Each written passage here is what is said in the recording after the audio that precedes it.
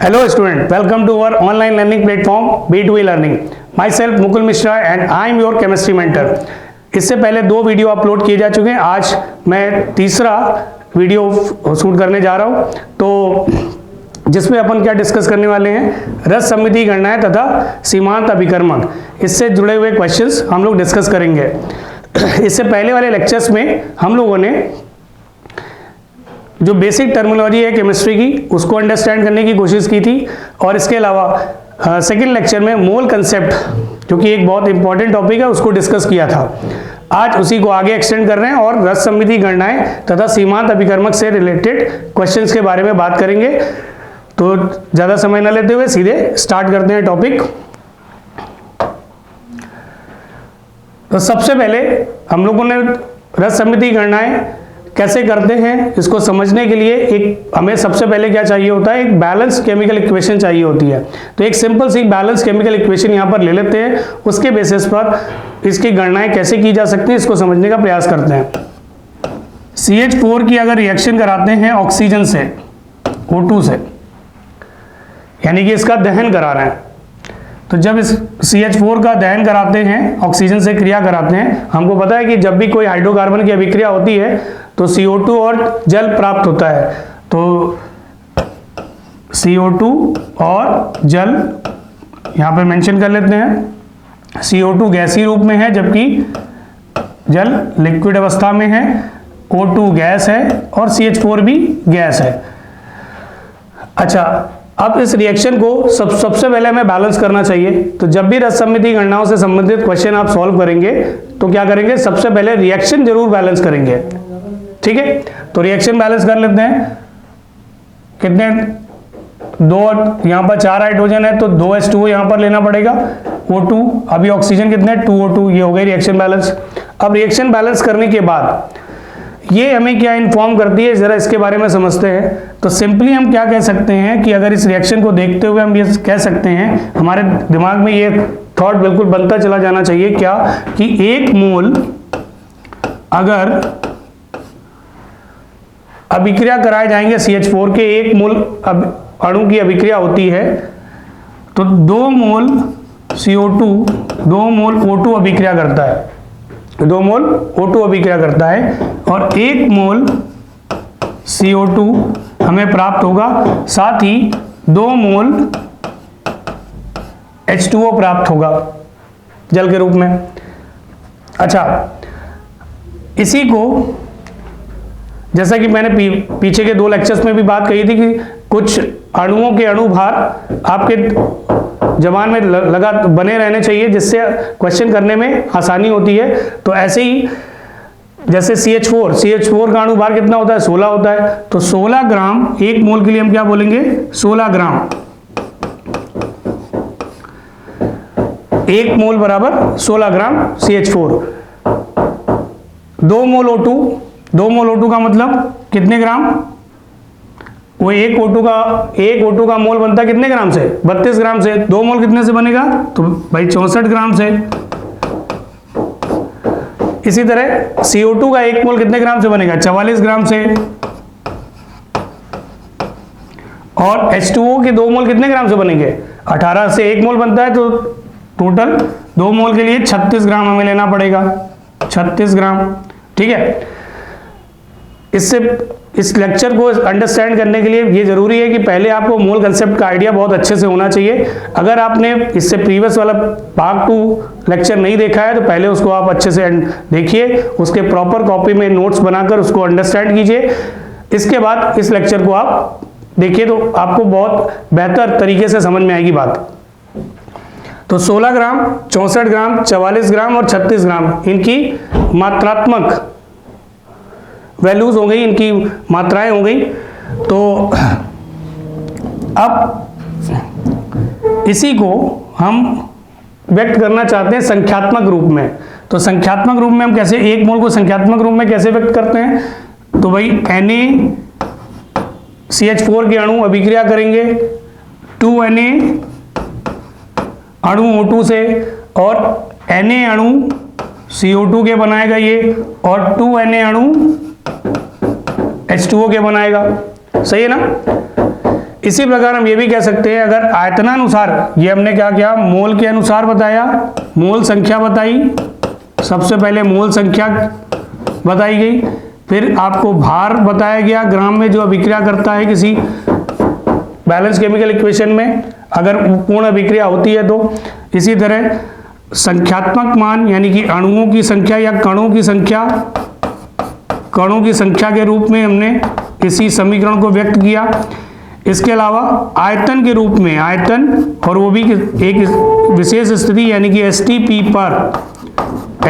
पर अगर हमें आयतन बताना है तो आयतन के रूप में हम क्या बोल सकते हैं, 1 मोल O2 का आयतन अगर गैसीय अवस्था में है तो 22.4 लीटर होता है। तो यही बात यहाँ पे मेंशन कर लेते हैं, 22.4 लीटर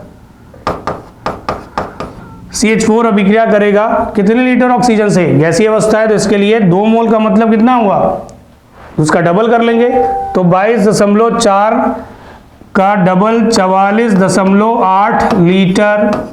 ठीक है, इसी प्रकार 44.8 लीटर के बाद फिर जब CO2 की क्वांटिटी के बारे में बात होगी तो हम क्या बोल सकते हैं, 22.4 लीटर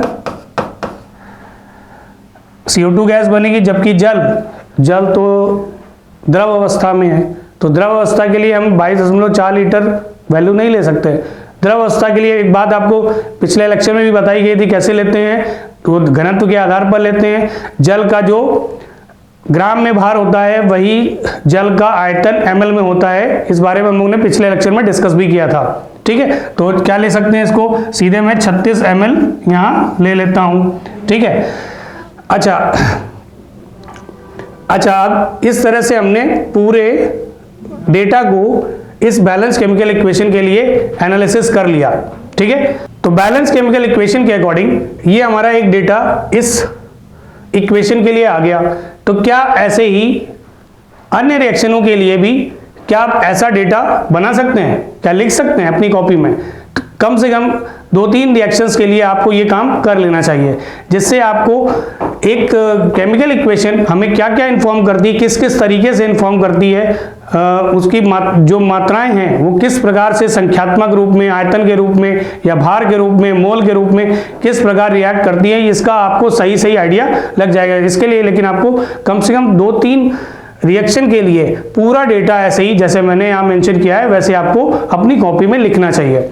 अब बात आती है कि क्वेश्चन कैसे सॉल्व करेंगे, अब इससे क्वेश्चन कैसे बनते हैं और क्वेश्चन कैसे सॉल्व होते हैं। तो ये आपके सामने एक तथ्य रखा गया, पूरा फैक्ट है कि अगर मोल के रूप में अभिक्रिया कराएंगे तो इन मोलों की संख्या पे अभिक्रिया होगी, ग्राम के रूप में इस तरह से अभिक्रिया होगी, इन क्वांटिटीज में होगी, अणुकणों की संख्या के रूप में इस रूप में, ये अगर Na लेंगे तो ये 2Na होने चाहिए, ये Na CO2 अणु बनेंगे, ये 2Na H2O बनेंगे। ऐसे ही आयतन के रूप में ये संख्याएं अभिक्रिया करेंगी या प्राप्त होंगी आयतन के रूप में। तो ये डेटा आपके सामने जब माइंड में होना चाहिए। एक्चुअली ये हम लोग जब क्वेश्चन सॉल्व कर रहे होंगे तो बार बार इसको लिखेंगे नहीं, हम इसको क्या करेंगे, 1-2-3 बार जब एक्सरसाइज आप ये कर लेंगे तो आपको माइंड में ऑटोमेटिकली सेट हो जाएगा, फिर आपको क्वेश्चन को अंडरस्टैंड करने में बहुत आसानी होगी। जैसे अब एक बात करते हैं कि अगर ये कह दिया जाए कि CH4 की क्वांटिटी 8 ग्राम आपको दे दी गई, कितनी दे दी गई, 8 ग्राम, 8 ग्राम क्वांटिटी दे दी गई किसकी, CH4 की। अब पूछा जा रहा है कि O2 के कितने मोल इस अभिक्रिया, पूर्ण अभिक्रिया के लिए आवश्यक होंगे, मोल की संख्या बतानी है।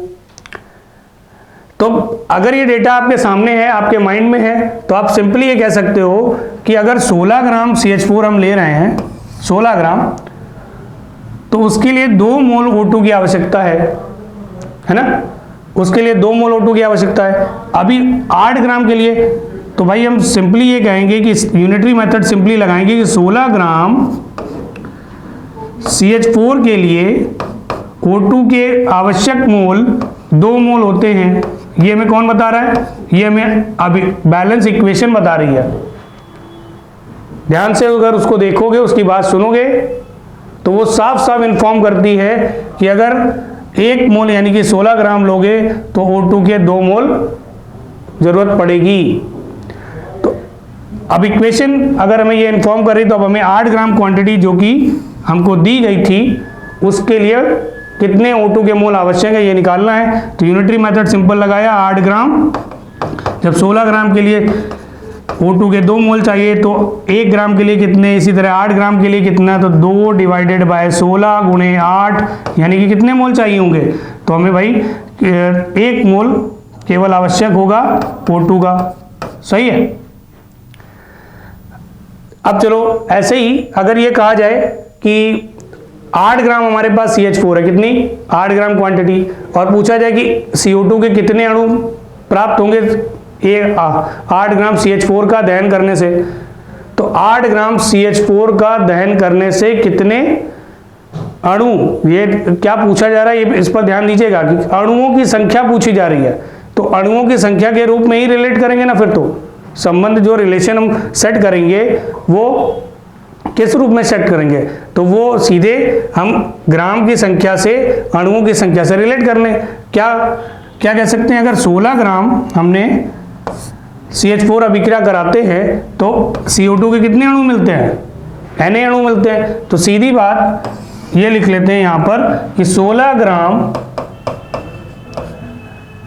CH4 अभिक्रिया करता है तो हमें Na अणु CO2 के प्राप्त होते हैं। तो 8 ग्राम के लिए इसका आधे अणु प्राप्त होंगे यानी कि Na डिवाइडेड बाई 2 कैलकुलेट कर लेंगे, है ना। अब अगर ऐसे ही पूछा जाए कि 16 ग्राम CH4 का जब अभिक्रिया कराते हैं तो अगर H2O के अणु पूछे जाते तो क्या कहते कि तो उससे 2 Na अणु मिलते। तो ऐसे ही 8 ग्राम के लिए क्या कैलकुलेट किए जा सकते हैं, बिल्कुल किए जा सकते हैं कि 16 ग्राम के लिए 2 Na, तो 8 ग्राम के लिए इसके आधे यानी कि Na अणु प्राप्त होंगे। बात सही है। ऐसे ही अगर ये मान लेते हैं, ये कह देते हैं कि 8 ग्राम CH4 की अभिक्रिया से 8 ग्राम CH4 की अभिक्रिया से कितने ml जल प्राप्त होगा, कितने ml जल प्राप्त होगा। तो अभिक्रिया तुम्हें क्या बता रही है, कह रही है 16 ग्राम अभिक्रिया अगर मीथेन के कराओगे तो 36 ml जल प्राप्त होगा, है ना।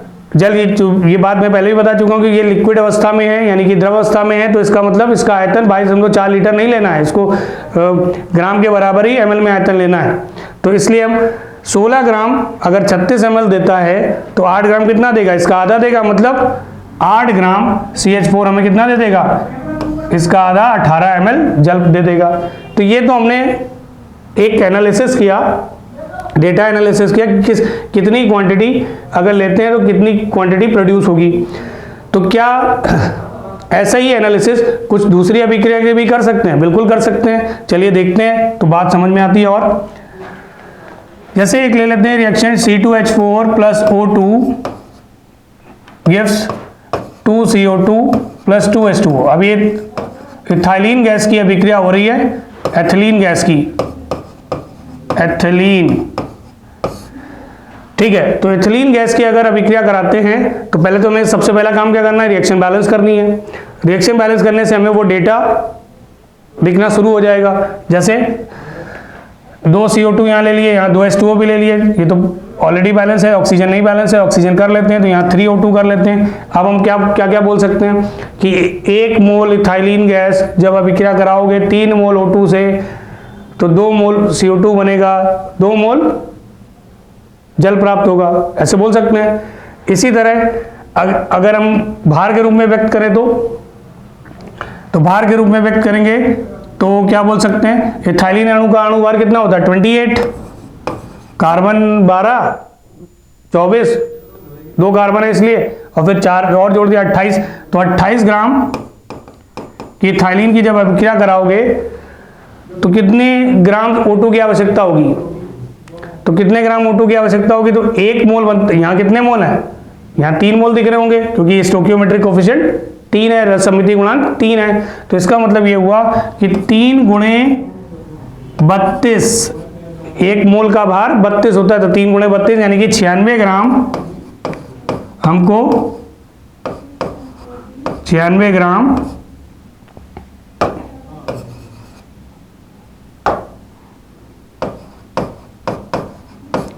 O2 चाहिए होगा, तब रिएक्शन पूर्ण होगा। इससे कितने ग्राम CO2 बनेगा? तो 1 मोल 44 ग्राम का होता है, तो 2 मोल 88 ग्राम सीधे लिख लेते हैं। ऐसे ही जल कितना मिलेगा? तो भाई 36 ग्राम फिर से मिल जाएगा। ठीक है, 36 ग्राम हो गया। इसी को संख्यात्मक रूप में भी व्यक्त कर सकते हैं। कैसे? यहां लिखेंगे Na, है ना? यहाँ कितने अणु आएंगे? Na अणु एथिलीन गैस के। यहाँ कितने अणु आएंगे? 3 Na। चलो मेंशन भी करते चलते हैं। Na अणु, यहाँ कितना आएगा? 3 Na अणु। तो CO2 कितना बनेगा अणु के रूप में? 2 Na बनेगा। तो जल कितना प्राप्त होगा अणु के रूप में?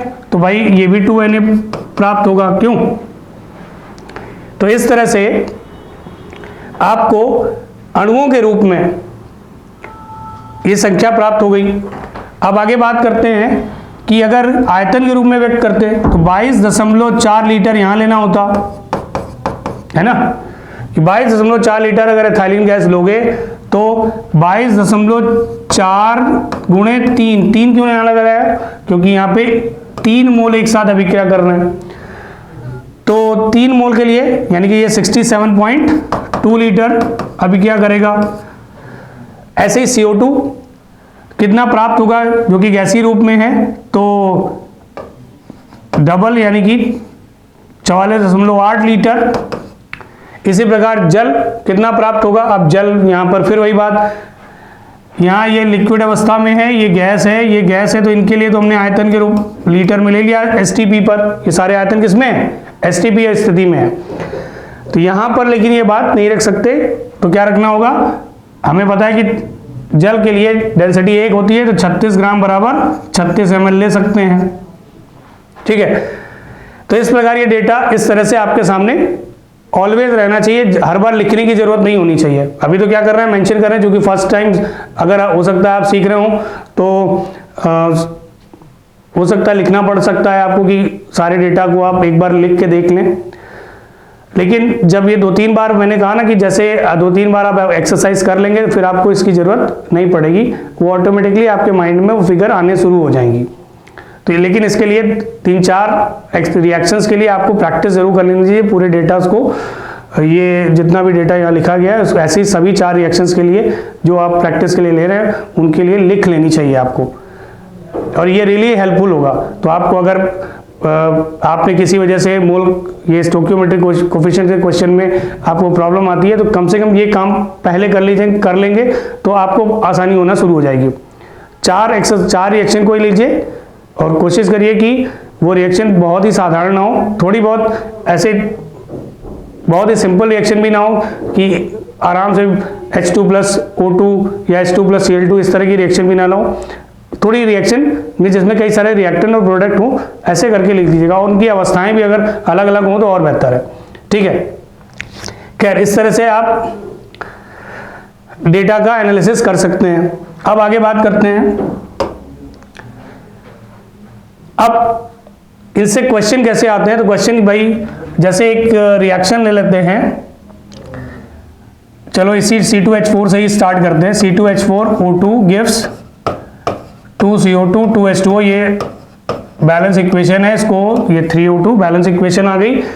इसके लिए आपको दे दिया गया है कि मेरे पास ये 7 ग्राम है, कितना है?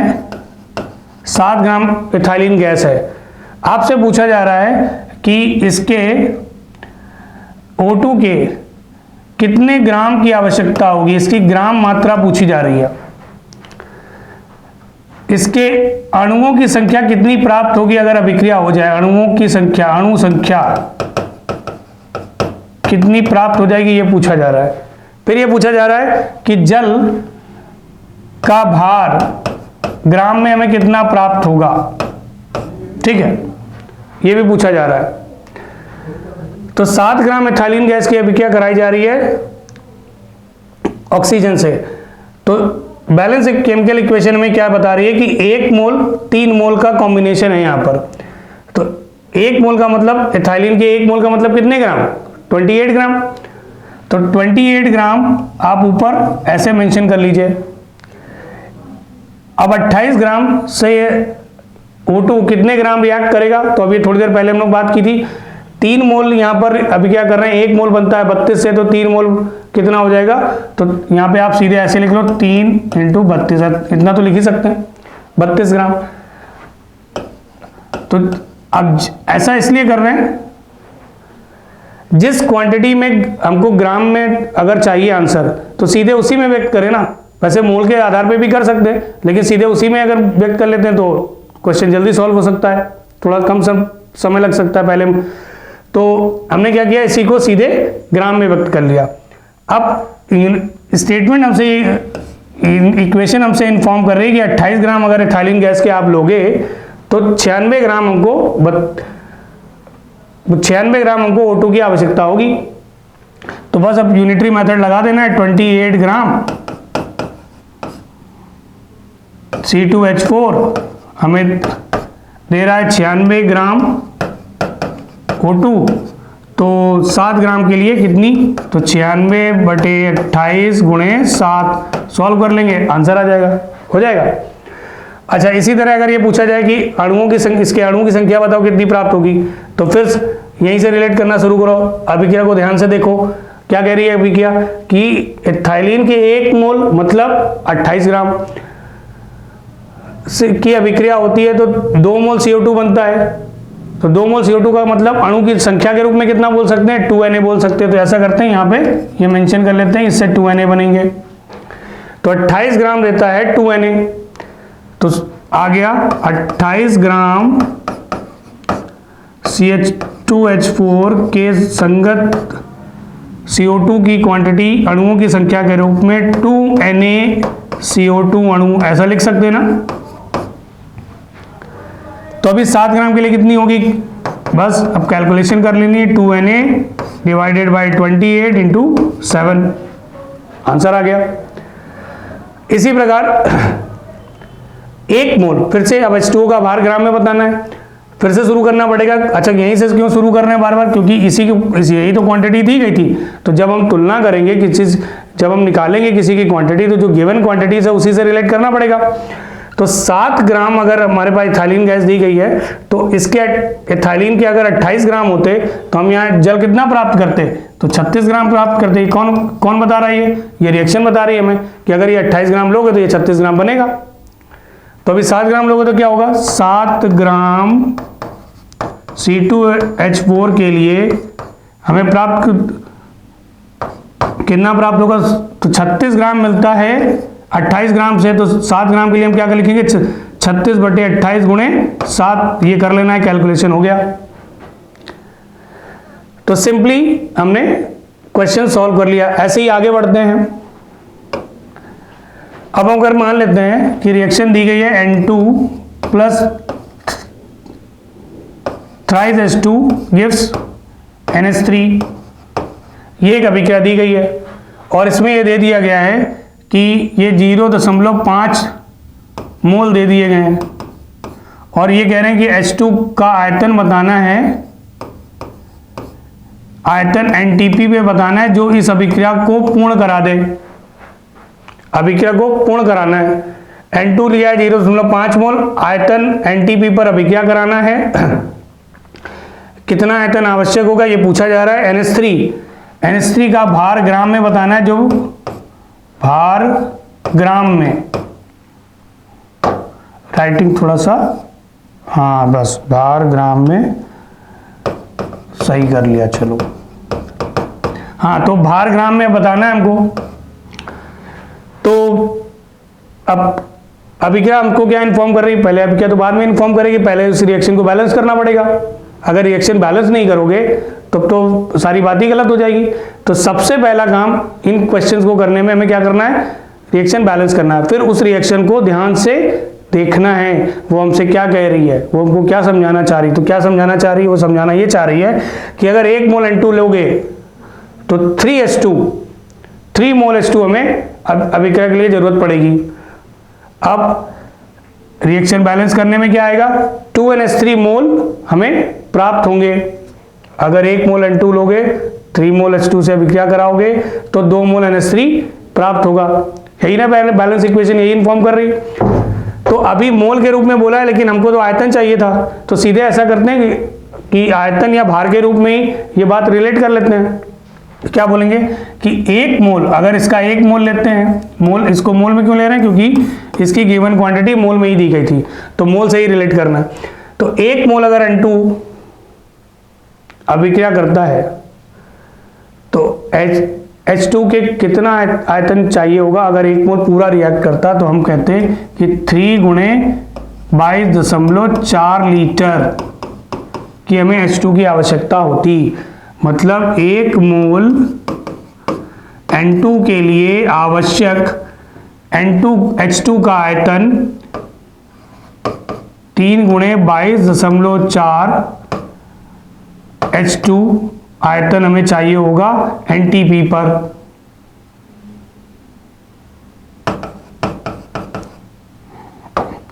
.4 लीटर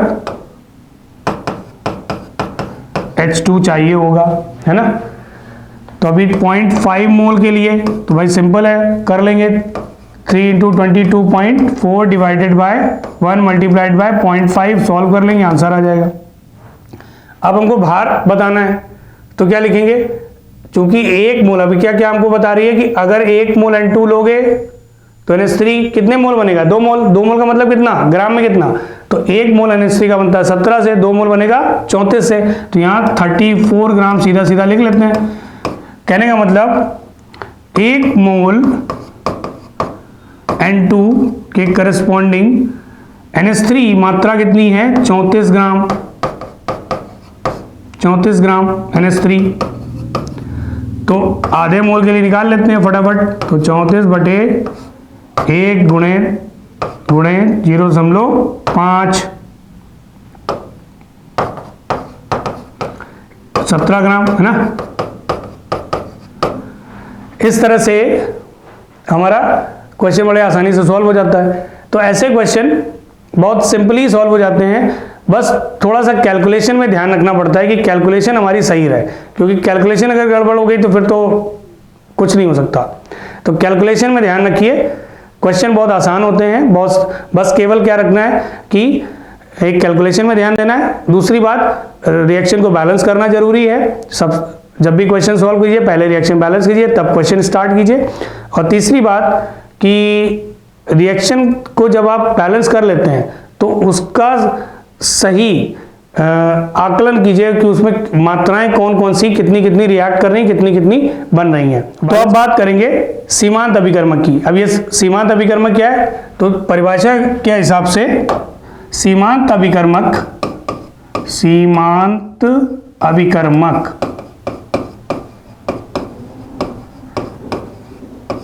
अभिकर्मक वह अभिकारक जो अभिक्रिया में पूर्ण रूप से इस्तेमाल हो जाता है, उपयोग में आ जाता है, उसे हम कहते हैं सीमांत अभिकर्मक। क्या बोला गया, वह अभिकारक जो अभिक्रिया में पूर्ण रूप से उपयोग में आ जाता है उसे कहते हैं सीमांत अभिकर्मक। अच्छा, अब ये सीमांत अभिकर्मक की बात क्यों कही जा रही है, क्योंकि अगर मान लेते हैं कि एक अभिक्रिया, जैसे कि अभी इससे पहले हम लोगों ने एग्जाम्पल लिया था N2 + H2 gives twice NH3।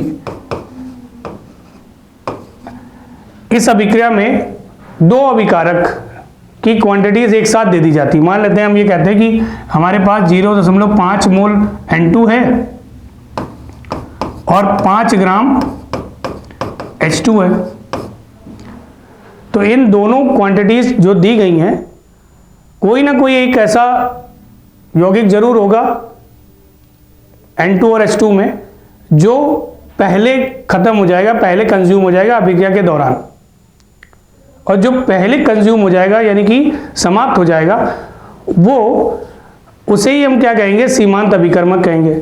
दोनों में से एक ना एक तो ऐसा करेगा ही करेगा, और जो दूसरा वाला है वो बच जाएगा, कुछ ना कुछ अनरिएक्टेड रह जाएगा, अभिक्रिया नहीं कर पाएगा पूरी। तो जो पूरी तरह से उपयोग में आ जाता है उसे क्या कहते हैं, सीमांत अभिकर्मक कहते हैं। अब बात ये आती है इनको सीमांत अभिकर्मक को पहचानते कैसे हैं। तो पहचान करने के लिए तो सामान्यतः तो ऐसे देखते हैं कि इनके तुलनात्मक भार कितने दिए हैं, तुलनात्मक मोल कितने दिए गए हैं, या तुलनात्मक आयतन कितना दिया गया है। जैसे इसको ऐसे समझें कि अगर 1 मोल N2 आप लेते हैं तो H2 के 3 मोल होने चाहिए, 3 से कम में काम नहीं चलेगा। मतलब अगर 1 मोल N2 है तो 3 मोल H2 होना ही चाहिए, उससे कम अगर H2 के मोल है, मान लेते 2 मोल है, तो इसका मतलब H2 उस हिसाब से कम है जिस हिसाब से N2 है, मतलब N2 अधिकता में है। अगर N2 अधिकता में है तो इसका मतलब सीधा सीधा अर्थ है कि H2 कम है। तो अब ऐसे तुलनात्मक रूप से तो हम देख सकते हैं, लेकिन इसको आसान कैसे किया जा सकता है, तो उसको आसान ऐसे कर सकते हैं कि एक छोटी सी कैलकुलेशन आप साइड में पेज में रफ में कर लें, जिससे आपको सीधे सीमांत अभिकर्मक का पता चल जाता है। कैसे? तो क्या करना होता है कि 0.5 मोल, इसके लिए छोटी सी कैलकुलेशन क्या करनी है कि जो भी रिएक्टेंट दिया है, एक रिएक्टेंट 1 एक रिएक्टेंट 2, अभिकारक 1 अभिकारक 2, इन अभिकारक 1 और 2 के लिए एक सिंपल सी कैलकुलेशन करनी है कि नंबर ऑफ मोल बटे रस सम्मिति गुणांक, रस सम्मिति गुणांक n क्या है यहां पर, मोलों की संख्या बटे रस सम्मिति गुणांक, इसको x से डिनोट कर देना है। n क्या है यहां पर, मोल, और ये x क्या दिया है, रस सम्मितीय गुणांक, स्टोक्योमेट्रिक कोफिशिएंट, इससे हमें भाग दे देना है। या इसको ऐसे भी लिख सकते हैं, अगर मोल लिख रहे हैं दोनों के लिए हमें कैलकुलेशन करनी पड़ेगी। तो जैसे N2 के लिए हम कैलकुलेशन कर रहे हैं तो 0.5 बटे इसका रस सम्मिति गुणांक कितना है, 1, तो 1 से भाग कर देते, वैल्यू आती 0.5। इसी तरह रिएक्टेंट 2 ये ग्राम में दिया है, तो पहले इसके मोल निकालने पड़ेंगे। तो मोल क्या हो जाएंगे इसके, 5/2, फिर इसके रस सम्मिति गुणांक से भाग भी देना है। तो रस सम्मिति गुणांक कितना है, 3, तो 5/6, लगभग ये वैल्यू कितनी आएगी, ये वैल्यू आ जाएगी 0.86 समथिंग। ठीक है, तो इस तरह इन दोनों वैल्यूज को जब आप कैलकुलेट कर लो तो जिसका मान कम आएगा वही हमारा क्या हो जाएगा, लिमिटिंग रीजेंट हो जाएगा, यानी कि सीमांत अभिकर्मक हो जाएगा। तो इन दोनों N2 और H2 की जो क्वांटिटीज दी गई हैं उन दोनों में सीमांत अभिकर्मक कौन हो गया, तो हमारा N2 सीमांत अभिकर्मक हो गया, क्योंकि इसका मान 0.5 जो कि 0.86 से लगभग 0.86 से काफी कम है। तो ये हमारा N2 क्या बोल देंगे, अब यहाँ पे हम घोषित कर देंगे, क्या डिक्लेयर कर दिया कि N2 सीमांत अभिकर्मक है। अब जब N2 सीमांत अभिकर्मक निर्धारित हो गया, अब जो कुछ भी प्रोडक्ट की क्वांटिटी आपको बतानी है वो सीधे सीधे किससे पता चलेगी, वो इस सीमांत अभिकर्मक से ही पता चलेगी, क्योंकि जब तक ये था तभी तक प्रोडक्ट बन रहा था, उससे पहले तो उसके कंज्यूम जाने के बाद तो वो बन ही नहीं रहा है।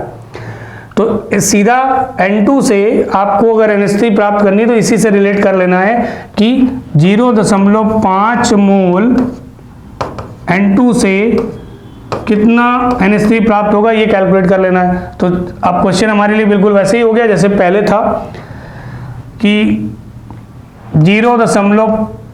1 सेकेंड कि 1 मोल N2 हमें देता है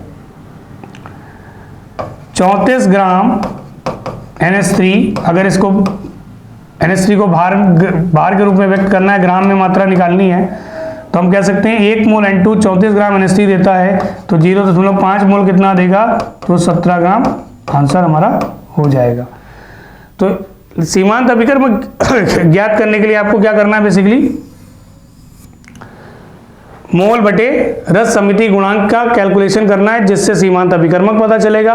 फिर जब सीमांत अभिकर्मक पता चल जाएगा तो फिर उसके बाद उसी से आप प्रोडक्ट की मात्रा निकाल लेंगे। तो आज के लिए बस इतना ही रखते हैं। नेक्स्ट क्लास में इससे रिलेटेड और कुछ प्रॉब्लम डिस्कस करेंगे और आगे के टॉपिक कंसंट्रेशन टर्म्स को भी डिस्कस करेंगे। Okay, thank you.